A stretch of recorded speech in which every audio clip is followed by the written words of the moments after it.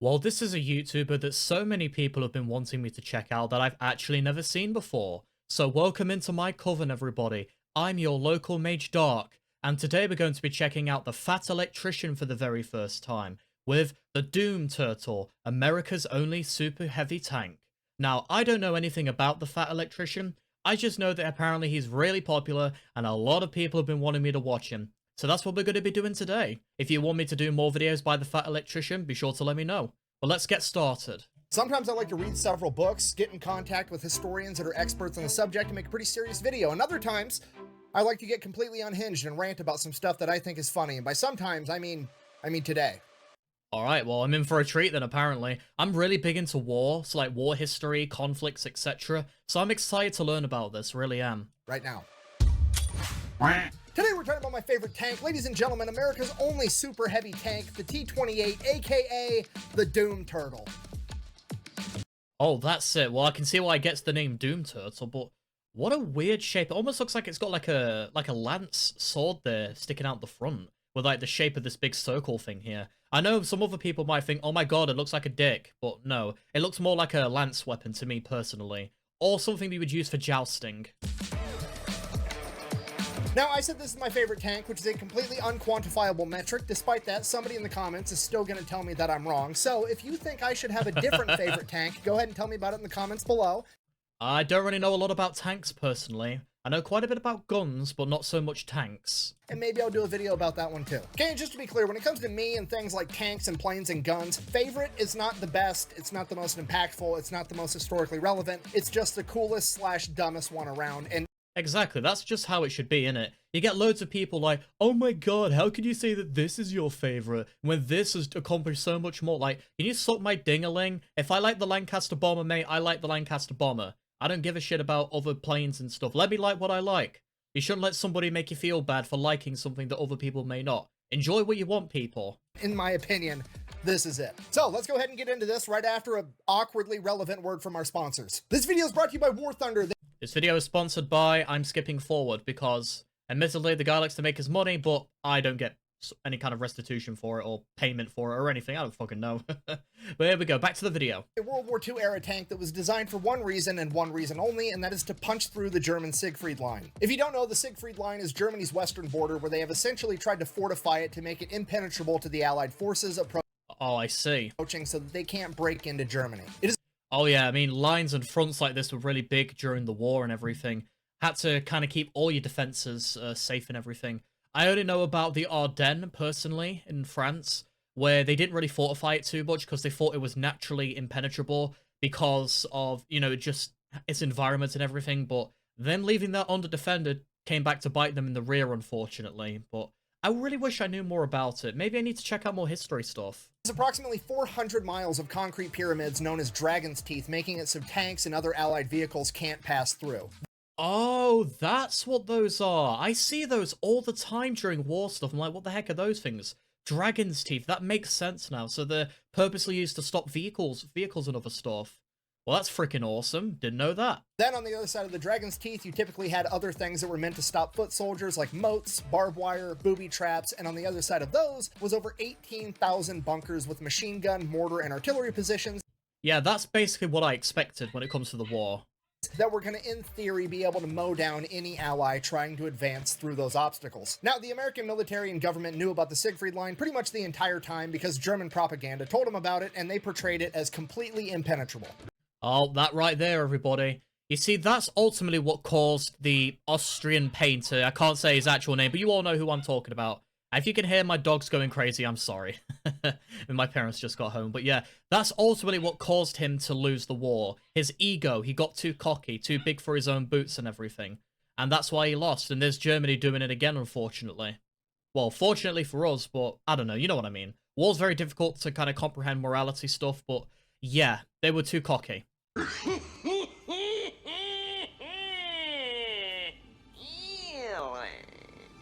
So the American military in 1943 is like, okay, we're going to come up on the Siegfried Line eventually. Let's go ahead and get a plan in the works on how we're going to address it once we get there. Now, clearly, that plan should not rely on tanks, right? I mean, that's kind of the Siegfried Line's entire MO. It was designed, built, and implemented with the sole purpose of stopping tanks. We should probably do anything other than use tanks, right? Wrong, completely wrong. American engineers got told the Germans built an impenetrable tank fortification, and they're like, fucking bet, we'll see about that. We're going to build. So they made the whole tank to kind of penetrate through the defenses there.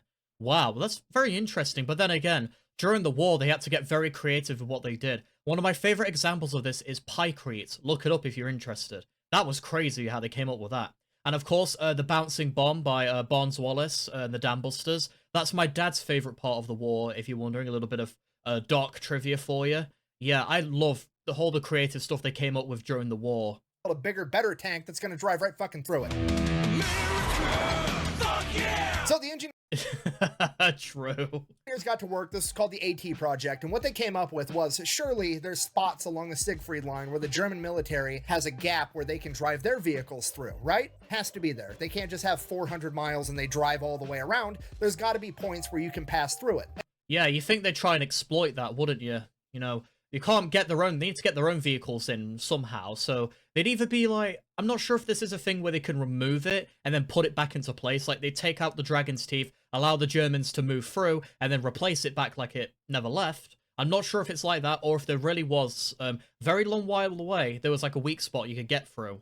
And obviously those points of passage are going to be the most fortified positions, right? They're essentially going to make a fatal funnel, a choke point, where all of the Allied forces have to try to go through a narrow passageway, and on the other side, it's going to be loaded with German 88 anti-tank guns.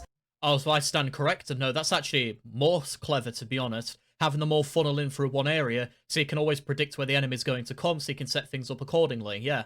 No, that's smart on their end. German artillery, machine guns, mortars, everything. They're going to be able to slaughter anybody that tries to make it through that little tiny narrow passage. To which the American engineers are like, cool, obvious solution. We're just going to make a tank that can't die. Okay, it's going to be... A tank can't die.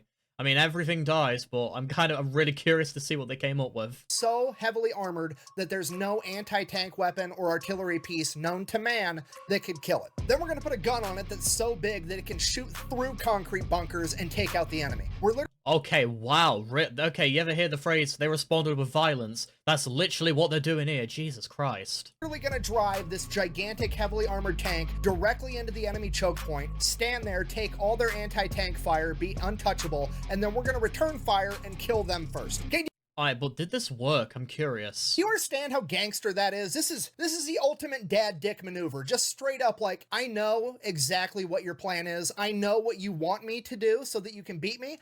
But we're gonna do it anyway. I'm gonna do it anyways. And Hell, I'd even watched this video before.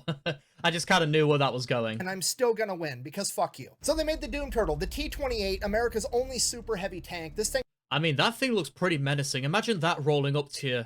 You know, you're on the front getting ready to fight, you know, regular tanks or vehicles, and you got this friggin' turtle thing pulling up like, yo, what up, bro? About to take this thing out. It's 36 feet long, 10 feet tall, and 14 feet wide. It has 12 inches of armor on the front, and it's... 12 inches? Jesus Christ.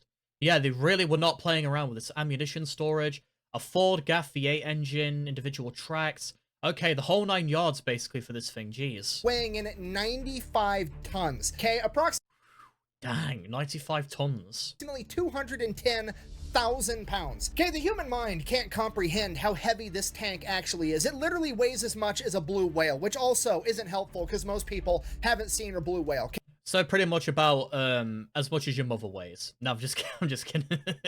Sorry. And just whenever I hear that thing, it's an obvious joke. Come on here. Obviously I don't mean it, but yeah. That is crazy though how they came up with that though. 95 pounds, and they got that thing moving as well. I wonder what its top speed is. Okay, so it's like, where's my calculator? Toyota Corolla is like 3,000 pounds. Okay, it's like 70 Toyota Corollas, okay? Bloody hell. This entire thing is like an entire parking lot got a gun strapped to it, and now it's coming to kill the enemy. Speaking of gun, they went with a 105mm gun, okay? That is field-grade artillery. This is literally a howitzer that they strapped to the front of this metallic blue whale. Okay? Alright, well, nothing's gonna beat that. Well, did they beat it? I'm not sure. Because I feel like if these were used a lot, I would have heard about it, considering I like war quite a bit. But I don't know, I feel like maybe there's some kind of twist coming in here, like it's so powerful, but it has one fatal flaw, but I could be wrong. If you're not picking up what I'm putting down, I'm trying to tell you this thing is basically the Narwhal of Death, all right? Which raises the question, why on earth did they go with the Doom Turtle and not the Narwhal of Death? Well, it's because this thing's slow as shit. Yep, there you go, there's the twist. I'm like, you know what this reminds me of, everybody? The scene in Dragon Ball. Trunks buffs himself up to try and get Cell. Doesn't matter, he can't hit him, too slow. Speed is just as important as power as well. Which is really the downfall of this tank, because somebody basically said, hey, we're going to build a 200,000 pound tank, and then we're going to put the same V8 engine in it that the M4 Shermans have. Yeah, the Doom Turtle is rocking a 500 horsepower V8 Ford engine, okay? Love to see it. Just for the record, if you don't know much about engines or horsepower, Dodge is out here making minivans with 1,000 horsepower that weigh... Oh my god, really? So that was half of a minivan. Oh my god, I can't even imagine that. I must move as fast as a snail does then during the battlefield. And obviously time is everything when it comes to war. Yeah, I can kind of see why maybe this one didn't succeed as much. 5,000 pounds, and the DoD thought it would be a good idea to stick a 500 horsepower V8 inside of a tank that weighs as much as a blue whale. Okay, the Doom Turtle's coming at you at the speed of mock potato. Pedal to the metal, balls to the wall. This thing maxes out at 8 miles an hour. So clearly they're gonna have to transport this thing all the way to the Siegfried Line, right? If they land this thing on a beach in Normandy and let it drive all the way across France, it's gonna excuse me, the fight's going to be over by the time it gets there. take like 3 years to get there. And this is actually why the Doom Turtle has a unique look of having 4 sets of tracks instead of just 2 very wide sets of tracks. Oh, actually, look at the back on that thing. Look at the little squares. Is that why they call it the Turtle of Death? Or the Doom Turtle, sorry? I guess also because, you know, shell, armored, stuff like that, but it's got the patterns on it. It reminds me of the patterns on a turtle or a tortoise, so maybe that's another reason why they called it that. Who knows? Looks like a normal super heavy tank would, and that's because those 2 outermost tracks come off and separate from the Doom Turtle, allowing it to be easier to transport, both because now the Doom Turtle isn't as wide, and it comes apart in 3 separate chunks. Oh, that's very creative. Wow. Okay, I'll give them another point on that one there for ingenuity. So it can split and then reassemble. Making it all weigh significantly less than the original 95 tons. So they've got it all figured out, and by 1945 they start manufacturing these things. Originally they're planning on making 25 of them. They figure that'll be enough to punch through the Siegfried Line, but they build 2 prototypes first. So they get those prototypes built, then they're testing the first one, and the V8 engine that's trying to move 200,000 pounds obviously catches fire, burns out the entire inside of the tank. The entire thing is essentially a total loss. Yeah, I can kind of see that. I mean, already at that point, excuse me again, 1945, I mean, the war's practically coming to an end. I mean, depending on when this happening in 1945, Germany would have already surrendered by then. If it's by April, they would have surrendered, but if it's like summertime towards September, Japan would still be kicking, so yeah, bit confused here, but yeah, I can also see why this failed. I mean, you need some kind of like juiced up steroided type engine to move that amount of armor. They should have seen this coming a mile away. And while that was going on, the Allied forces managed to penetrate the Siegfried Line. How on earth did they do that without the Doom Turtle, you ask? Well, A, the Siegfried Line wasn't really all it was cracked up to be, according to the German propaganda. It definitely was not impenetrable. It was... Oh, I see. So it was hyped up way too much then and got people overestimating it. I mean, that is a strategy you see a lot. You know, propaganda, fear-mongering, trying to make something look better than it actually is. So I guess Germany did that in this instance. Undermanned. It just wasn't as good as it was made out to be. So they just went and they sent out recon, and they found a couple of spots where they weren't well covered by like artillery and machine guns and booby traps. And then they just put a bulldozer out and pushed dirt over the top of the Dragon's Teeth. I wonder why they didn't even think about this in the first place, surely. To like try and move them, or at the very least try and cover them or something. Or maybe try and dig below them to kind of dislodge them. I don't know. Maybe they already did, but they just didn't figure it out yet. And then drove right over the top, got behind enemy lines, and took everybody out. Yeah, the Germans spent God knows how much money and man hours building this 400-mile stretch of concrete booby traps, and they... And alas, it was all for nothing. Got outdone by a couple of rednecks with a bulldozer. Sounds about right. So because of that, the Doom Turtle simply just wasn't needed anymore, so they stopped the project. There was one surviving prototype. They gave that over to Aberdeen Proving Ground, and they used that basically as a giant weight to test transportation equipment. Oh, really? Because, well, it was the heaviest tank they had, and if it could move the Doom Turtle, it could move anything else, so they used it for that for a little while. Then that's actually pretty clever as well, you know. If you're not using it for battle, you might as well repurpose it so it's not just like wasting away in a garage somewhere. You always want to try and reuse every single resource you can to its fullest extent, even if it's not in the most conventional sort of way. One day, somebody just parked it in a field and everybody forgot about it. A little while after that, people started asking questions. Historians, the public, museums, like, hey, where's that badass tank? We want to preserve it. We want to save it. It's a part of history. We want to stick it in our museum. Let me have it so I can take care of it. And the army is like, I don't know, bro. We lost it. Okay, now. How the hell do you lose that thing? Nearly 100 tons. It barely... How do you lose a tank? How do you lose a tank? On one hand, to be fair, I'm pretty sure I know exactly how this happened. They just like had a couple of dudes go park it. They made it take all day. They parked it off in a field. Those dudes like retired. They left. They moved on. And then nobody remembered where it got parked, okay? Well, that's incredibly irresponsible. I'm like, it takes a real kind of genius to lose a freaking tank of all things, but you know what? Guess it can be done. Like, I'm sympathetic to that. I understand how it happened. But on the other hand, how the fuck do you lose a 200,000-pound tank that... That's what I'm saying. Like, out of all the tanks, maybe like a smaller one I could see, but almost 100 tons. It's got a big-ass gun on the front of it, a very distinct... How do you lose a tank? Those people need to get dismissed after that, because come on. There's only one of. Like, I would understand if you were like, oh, hey, we misplaced a Sherman tank because America made like 50,000 of them, right? But no, this isn't a Sherman tank. It's twice the size of a Sherman tank. Oh, what? Hang on, one more time. Let's go back at that. My god, look at that. It really is twice the size. Jesus Christ.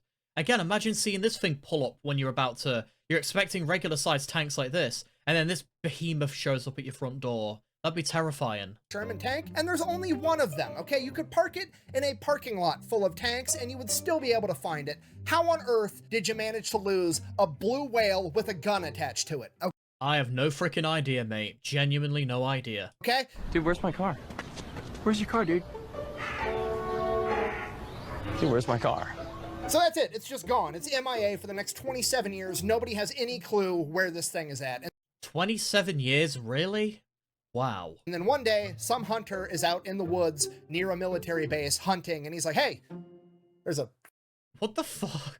How did they lose it there? Especially if it's on a military base of all places. You think they'd have like a look around the area. Oh, where could a tank possibly be? A big giant tank that we only have one of. Oh, maybe somewhere military associated.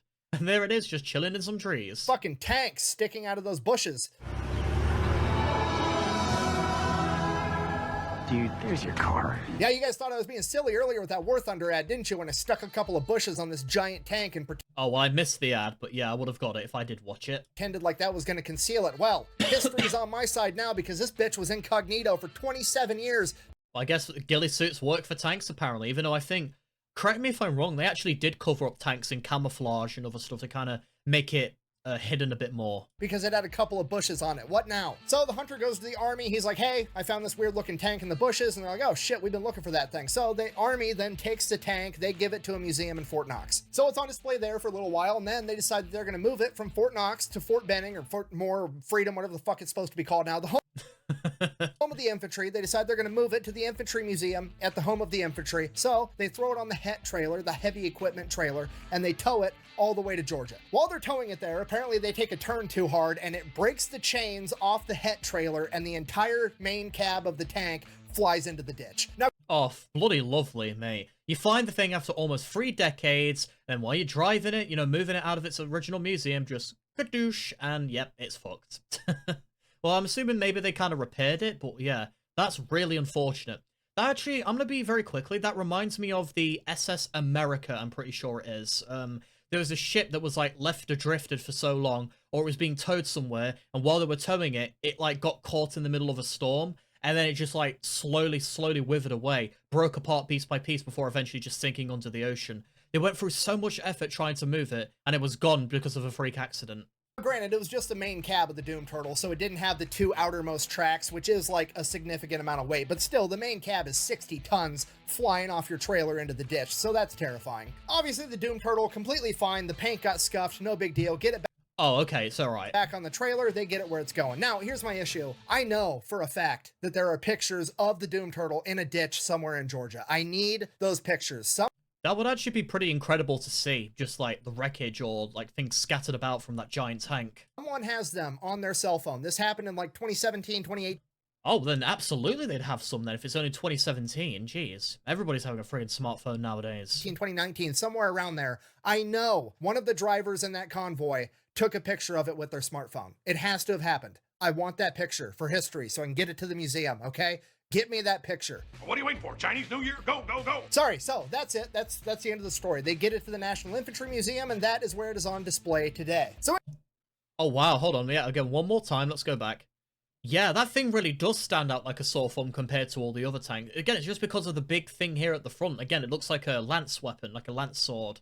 I like it. that is where it is on display today. So in conclusion, that's my favorite tank for literally no reason other than it's completely ridiculous and I think it's funny. Literally from its inception, it was just designed to be a giant middle finger. The enemy told America, hey, you can't drive your tanks through here. And America said, hold my defense budget and watch this shit. And this is the monstrosity that they came up with, okay? I don't know if you can give a tank steroids or even test a tank for steroids, but if you But if you could, this is the closest thing to it, I guess. can, test that one first. Now, is it unfortunate that it never saw combat? Yeah, absolutely. It's cool to think about if it did. However, that serves to highlight one of the most important lessons that I teach on this channel, and that is that the only thing scarier than engineers and defense contractors with an unlimited budget is a bunch of infantrymen on the ground with time on their hands.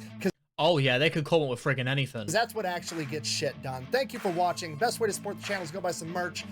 Yeah, okay, you know what, this was a fun video. I like this one.